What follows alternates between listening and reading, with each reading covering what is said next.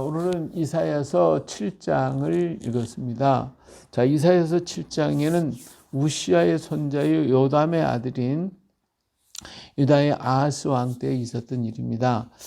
이 아하스 왕은 못된 왕이었어요. 아주 그냥 악을 많이 행한 왕이었는데, 그때 이제 저 북방에 아수르라는 나라가 일어났습니다. 이 아수르가 점점점 강성해지고 커져가니까 거기에 위협을 느끼는 사람들이 누구냐면 아람 나라입니다. 그러니까 아수르 밑에 아람 있고 아람 밑에 이스라엘이 있는데, 아람과 이스라엘이 연합을 해가지고 아수르가 점점 커가니까 우리 동맹을 맺어갖고 아수르를 공격하자. 근데 우리가 갖고 있는 힘이 부족하니까 예루살렘 그 유대 나라 왕 아하스를 하고 연대를 해가지고 우리가 아수르를 대적하자, 이렇게 이제 결의를 했습니다. 근데 그 전에 어떤 일이 있었냐면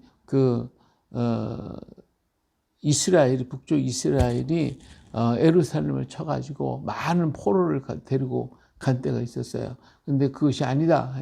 아하스 왕이 워낙 잘못된 하나님께 이스라엘을 통해가지고 그들을 공격을 해가지고 이스라엘이 유대 나라가 망하게 만들거든요. 패했어요. 그래서 군사들을 막 다 끌고 갔는데, 그때 이제 선지자가 나타나서 그러지 말라, 돌려보내라 해서 돌려본 적이 있거든요. 그러니까 이스라엘과 유다는 지금 감정이 굉장히 안 좋은 상태예요. 그런데 지금 아람과 이스라엘과 우리 연합을 하고 그 다음에 유다와 연합을 해가지고 아수르를 공격하자. 그러니까 이 아하스 왕이 이 괘씸한 것들이 나를 갖다가 이렇게 못 살게 굴더니 이제는 뭔가 연합을 해서 아수르를 치자고 그래. 그래서 이 아하스 왕이 기분이 별로 안 좋았죠. 그래가지고 이 생각 저 생각을 할 때에, 자, 이거 과연 어떻게 할 것이냐. 그래서 이제 동맹을 할 거냐 말 거냐. 그래서 동맹을 하지 않기로 했어요. 않으니까 막 그냥 아람과 이스라엘이 화가 나가지고 예루살렘을 공격을 하려고 하니까 이 아하스가 이 겁이 나게 됐어요. 여기가 뭐라고 했어요? 5절에 아람과 에브라임과 르마의 아들이 악한 꾀로 너를 대적하여 이르기를. 여기 아람, 그 다음에 에브라임은 북쪽 이스라엘의 이 10지파를 대표한 사람인데, 에브라임이라는 명칭은 12지파의 장자권을 가진 사람이에요. 왜 장자가 되냐면, 야곱이가 12아들을 가지잖아요. 12아들인데 첫째와 둘째가 이제 장자권을 잃어버리고 셋째까지도 잃어버렸어요. 그래서 이제 장자를 세워야 되는데, 장자는 이스라엘을 구원하고 건져줬던 요셉에게로 돌아가요. 육적 장자는 요셉에게로 가기 때문에 요셉에게 어떻게 했어요? 두 지파를 줘요. 두 몫을 준단 말이에요. 장자이기 때문에 육의 장자예요. 그래서 요셉이 이스라엘 구원했기 때문에 장자권이 요셉에게 들어가고, 요셉에게 두 몫을 주기 위해서 그 아들 므낫세와 에브라임을 데려다가 그들에게 축복을 해줍니다. 근데 축복을 할 때 므낫세가 장자고 에브라임이 차자예요. 그러니까 이제 그럴 때 야곱이가 이렇게 엇갈려 가지고 기도를 축복을 해주죠. 그래서 에브라임이 차자인데 에브라임이 장자가 됐고, 므낫세가 큰 자인데 장자인데 차자가 되고만 결과가 됐어요. 그래서 그 축복권이 이스라엘 12지파의 장자, 육의 장자의 권이 요셉에게서 에브라임으로 넘어가게 되는 겁니다. 그래서 하나님은 에브라임을 굉장히 축복을 하게 해서 에브라임이 번성하게 됐고, 북쪽에 10지파, 남쪽에 이제 2지파인데, 이 모든 지파들 중에 최고 큰 지파가 에브라임 지파입니다. 숫자도 많고 번성해가지고 그 에브라임이 큰 지파가 됐는데, 그래서 이제 이 예언서에서 나타나는 이름이 전부 다 야곱 아니면 에브라임 이렇게 나오면 이건 북쪽에 있는 10지파를 가리키는 것입니다. 유다 그러면 남쪽에 있는 유다 지파와 베냐민 지파, 이 두 지파가 남아 있거든요. 그리고 레위 지파는 북쪽과 남쪽이 같이 각각 섞어져서 살고 있게 되죠. 근데 이제 여로보암 왕 때에 이렇게 우상을 숭배하고 돈을 받고 제사장 뽑으니까 레위 지파 사람들이 야 이거 안 되겠다 해서 대거 남쪽으로 와서 남쪽의 부흥운동이 일어나게 되어집니다. 자, 이렇게 이제 걱정하고 두려워하고 있는데 이게 같이 연합을 하질 않으니까 이제 이번에 이제 아람과 예브라임이 연대를 해가지고 남쪽을 이제 공격을 하려고 한단 말이에요. 자, 우리가 올라가 유다를 쳐서 그것을 쓰러뜨리고 우리를 위하여 그것을 무너뜨리고 다브엘의 아들을 그 중에 세워 왕으로 삼자 하였으나, 예, 그들이 애굽을 이제 이스라엘을 유대 나라를 쳐들어오겠다. 두 연합 군대가 쳐들어오니 얼마나 감당할 수가 없잖아요. 이것 때문에 이제 아하스 왕이 두려워 겁을 내게 됐단 말이에요. 자, 그래서 어떻게 할까 하고 있는 이런 가운데 아하스에게 이사야가 찾아오죠. 이사야가 찾아와서 11절에 보니까 너는 내 하나님 여호와께 한 징조를 구하되 깊은 데에서든지 높은 데에서든지 구하라 하고 얘기를 해요. 아하스를 보고 두려워하지 말고 하나님께 구하라 그랬더니 아하스는 이게 하나님을 제대로 안 섬겼거든요. 그냥 못된 우상 많이 섬기고 그랬단 말이에요. 그러니까 하나님을 구하라 그랬더니 아니 난 구하지 않겠다. 겉 표면을 말하기 나는 구하지 않겠나이다. 나는 여호와를 시험하지 않겠나이다. 아니 멋있는 것 같죠. 실상은 구할 마음도 없었고 뭐 하나님이 살아계시다는 거 인정도 않고 믿지도 않았어요. 그러니까 이사야가 구하라고 그러는데 안 구하니까 구하면 하나님께서 구원할 수 있는 방법을 가르쳐주고 그리고 아람과 이스라엘이 공격이 와도 하나님의 방파가 돼서 막아주실 것인데 구하지 않았거든요. 이게 하나님의 섭리와 뜻을 알 리가 없죠. 그러니까 이사야가 이렇게 다윗의 집이여 이게 유다를 가리킨 거잖아요. 원컨대 들을지어다 너희가 사람을 괴롭히고서도 그것을 작은 일로 여겨 또 나의 하나님을 괴롭히느냐. 하나님께 구하면 순종하는 마음이니까 얼마나 좋아요. 근데 안 들어요. 그러니까 하나님을 괴롭히게 되는 결과가 되었죠. 자, 그래서 그러므로 주께서 한 징조를 너에게 줄 것이라. 보라 처녀가 잉태해 아들을 낳을 것이요 그의 이름을 임마누엘을 하랴.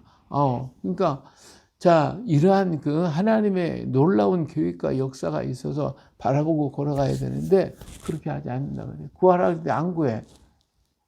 그래서 앞으로 하나님께서 한 징조를 보일 것인데 처녀가 잉태해 아들을 낳을 것이고 그 이름을 임마누엘을 하리라. 하나님이 우리와 함께 계시다 라고 하는 이러한 얘기를 하는 거예요.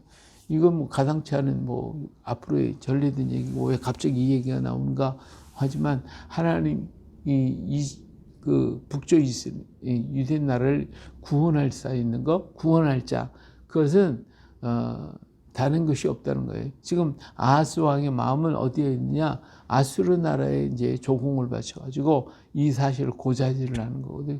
이 고자질을 하니까 아수르 왕이 어때요? 아람과 이스라엘을 공격할 수밖에 없게 되겠죠. 이렇게 할 일들이 이렇게 전개가 될 것이고 아수르 나라는 아람을 망가뜨리고 이스라엘을 망가뜨리고 그런 결국은 유다를 공격해 온단 말이에요. 이런 어려운 문제가 있게 되기 때문에 하나님께서 이스라엘을 통해서 왕 아하스를 그래도 못된 짓 하고 그냥 우상 숭배하고 막 그래서도 그를 갖다가 이렇게 도와준단 말이에요. 왜? 하나님께서 다윗을 생각하셨기 때문에 또 이 유대 나라를 사랑하시기 때문에 그에게 방법을 가르쳐. 그럼 그때 구해가지고 그 방법대로 했으면 아하스 왕도 좋을 건데 아하스가 하나님을 제대로 섬기지 않으니까 하나님께 구할 리가 없죠. 이러한 모든 모습 속에 이사야는 그들에게 하나님께서 한 징조를 너에게 보일 것이다 하면서 처녀가 잉태의 아들을 낳을 것이다. 앞으로 이건 인류에게 주신 큰 증거지 징조이지 아하스 지금에게 지금 보여주는 건 아니다. 앞으로 이런 일이 일어날 것이다 라고 하는 것을 말하고 있는데 그 이름이 임마누엘이라 하리라. 하나님 우리와 함께 계시다 하는 것을 말씀해 주고 있습니다. 자, 그 악을 버리고 선을 택할 줄 알 때가 되면 엉긴 젖과 꿀을 먹을 것이요. 그러나 대저 이 아이가 악을 버리며 선을 택할 줄 알기 전에 내가 미워하는 두 왕이 땅에 황폐하게 되리라. 여호와께서 에브라임이 유다를 떠날 때부터 당연히 보지 못할 나를 너와 내 백성과 내 아버지 집에 임하게 하시리니 곧 아스루 왕이 오는 날이다. 예. 그래서 앞으로 하나님이 놀라운 징조를 보여서 인류를 구원할 것이다. 그 이름이 임마누엘이 될 것이고 처녀가 잉태할 것이다. 그러면서 그가 악을 버리고 선을 택할 줄 알 때, 다시 말하면 이제 새 역사를 이제 이루려고 하는 것이죠. 공적인 역사를 말해주고 있는 거예요. 그래서 선을 택할 줄 안다. 공적인 이제 십자가의 길을 걸어가게 될 때에 되면 엉긴 젖과 꿀을 먹을 것이라. 대저 이 아이가 악을 버리고 선을 택할 줄 알기 전에 내가 미워하는 두 왕이 땅이 황폐하게 되리라. 여호와께서 에브라임이 유다를 떠날 때부터 당하여 보지 못한 나를 너와 내 백성과 내 아버지 집에 임하게 하시니 곧 아수르 왕이 오는 날이다. 그랬어요. 이처럼 하나님은 우리 인류를 구원하기 위한 하나님 계획이 있어요. 그 계획을 하나님 이루어 가실 것이고, 그래서 그 큰 틀에서 갖고 우린 작은 틀에서 이와 같이 하나님은 우리를 구원하시는 거예요. 기도하고 구할 때에 하나님이 어때요? 들어주시는 하나님이시다. 이걸 갖다가 여기서 분명하게 말씀해 주고 있는 거거든요. 들어주시는 하나님. 우리가 기도할 때 우리의 간구를 들으시는 하나님이시다. 라고 하는 것을 여기서 지금 말씀해 주고 있어요. 근데 아하스는 구하지를 않았어요. 구하지를 않아요. 그러니까 네가 구했으면 이런 하나님이 놀라운 증거를 보여줄 텐데 내가 구하지 않았기 때문에 이런 징조가 없다라고 하는 것을 얘기하고 있는 거예요.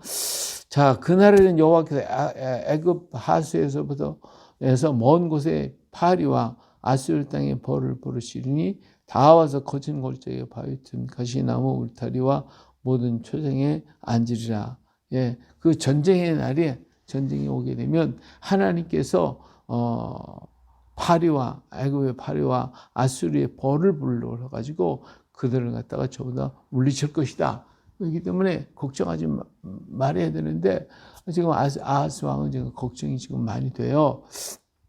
그래가지고 어떻게 했냐?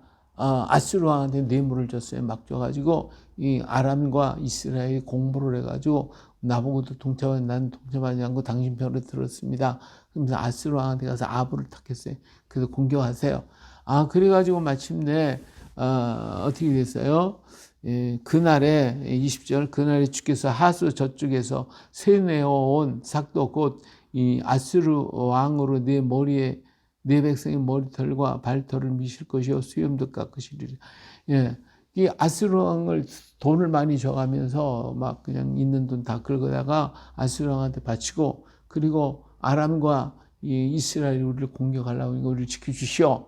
그렇게 요청을 했단 말이지. 그러니까 아수르 왕이 그 얘기를 화가 나니까 아람을 공격한단 말이에요. 아람이 그 주변에 있는 여러 나라가 연합을 해서 대항했지만 아수르의 신흥 세력 앞에는 도저히 당할 수가 없었어요. 그래서 그들이 망해버리고 말죠. 근데 그 여세를 몰아가지고 더 밑으로 내려. 거기가 어디야? 이스라엘이라면 이스라엘도 아수르가 내려와가지고 몽땅 깨뜨려버리고 이스라엘의 포로들을 다 잡아서 메디아 바사 지역으로 잡아갔단 말이에요. 이렇게 하나님 앞에 구하지 않았기 때문에 하나님께서 역사하시는 이 역사를 안다면 정말 방어하고 막아서 유지했을 텐데 그렇게 하지 못했단 말이에요. 구하지 않았어요. 그래서 여기 보니까 너희가 이제 하수 저쪽에서 세내온 삭도 곧 아수르 왕으로 백성의 머리털과 발털을 미실 것이요 수염도 깎으시리라.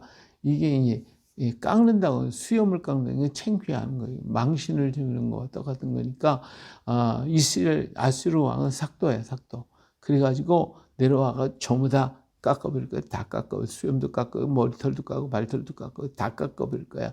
이렇게 해가지고 그들이 이제 말하자면 유대를 공격하고 괴롭히게 될 것이라고 하는 것을 여기서 얘기해 주고 있습니다.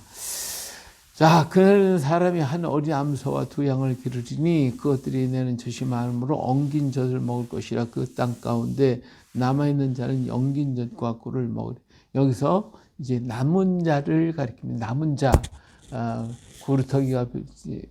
구루터기죠. 상술이 남아 참나무 문 잘라서 없어진다 할지라도 뭐가 남았다? 구루터기가 남아있다. 이 구루터기가 남아서 거기서 새순이 나오게 되는데, 이 새순이 나올 때 한 가지가 나오는 게 아닙니다. 가득 나와요. 여러 개.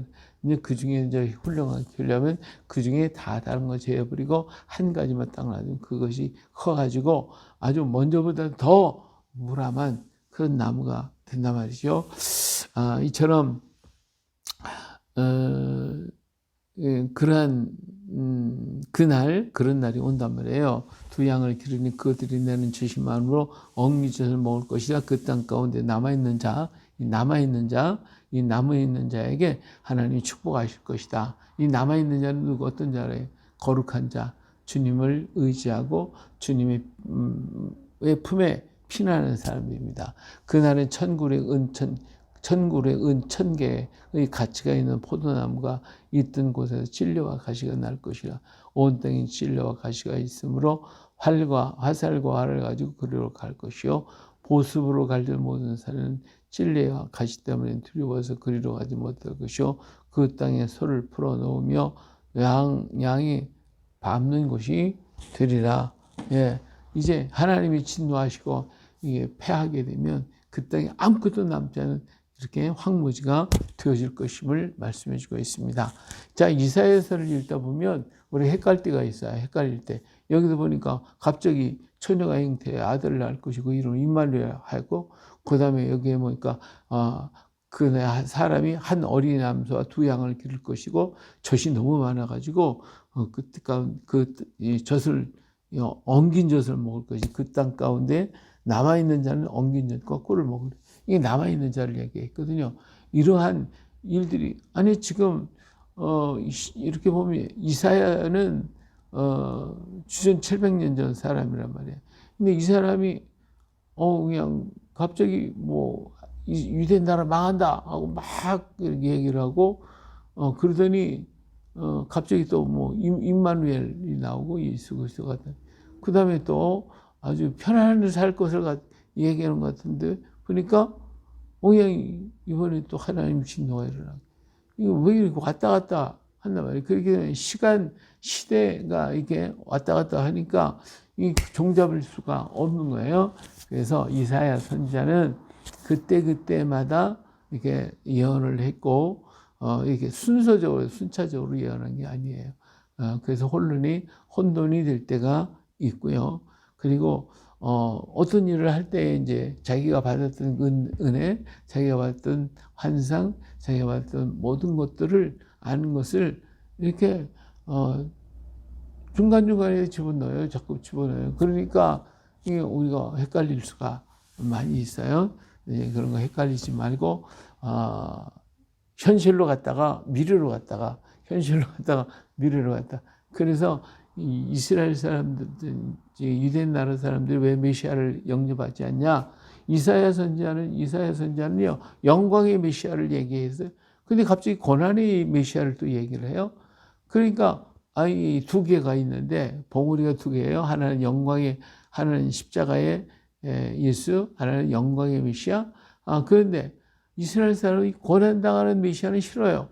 영광의 메시아만 바라보고 그 날이 올 것을 기다리고 사모하고 있단 말이에요. 그러나 우리 이 고난의 메시아가 있어야 영광의 메시아가 있는데, 이 고난의 메시아를 없애버리고 영광의 메시아만 쳐다보고 있는 것이 이스라엘 사람들의 모습입니다. 오늘 우리가 정말 이렇게 하나님의 말씀을 깊이 묵상하면서 거기에 내 생각을 집어넣고 내 판단을 집어넣고 그러면 안 돼요. 하나님이 나를 가르쳐 주시고 나를 인도하시고 나를 깨달을 수 있게 해달라고 하면 우리 하나님께서 여러 가지로 잘 알 수 있도록 그렇게 인도해 가실 것입니다. 그렇기 때문에 이사야서를 읽으면서 앞으로 갔다 뒤로 갔다 앞으로 갔다 뒤로 갔다 환상을 봤다가 또 현실로 돌아오고 여러 가지가 그런 일이 있을지라도 그걸 잘 정리해서 더 많은 하나님의 은혜를 받는 귀한 시간들 되시기를 주님의 이름으로 축복합니다. 할렐루야. 예.